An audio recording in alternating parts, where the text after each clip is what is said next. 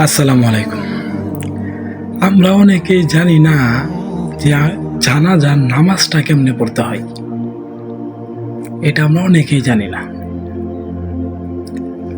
একটা মানুষ মারা গেলে তার একদম শেষ দোয়া হচ্ছে জানাজা।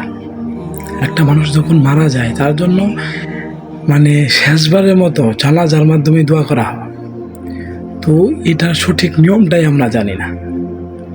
জানাজার নামাজের যে সঠিক নিয়ম এটাই আমরা জানি না। নবীজি কিভাবে পড়ছেন এটা আমরা জানি না। তো রাসূল সাল্লাল্লাহু আলাইহি সাল্লাম ৪ তাকবীরে জানাজার নামাজ পড়তেন।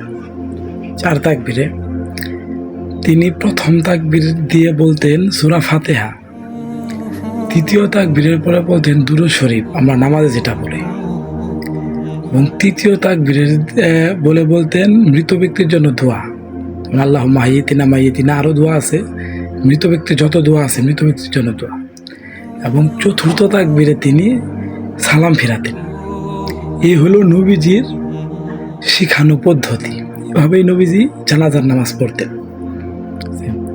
ভাই, আফসোস একটাই ভাই, আমাদের শেষ দোয়াটাও যদি সঠিকভাবে আমরা করতে না পারি, নবীজি যেভাবে পড়েছেন সেইভাবে যদি করতে না পারি, আফসোস, এর মতো দুঃখের মতো আর কিছু নাই ভাই। আমাদের একটা মানুষ মরল, আমার মা মরল, কিন্তু আমি আমার মায়ের জন্য নবীজি যেভাবে দোয়া শিখিয়ে দিয়েছে আমি সেভাবে করতে পারলাম না। কতই না আফসোস ভাই।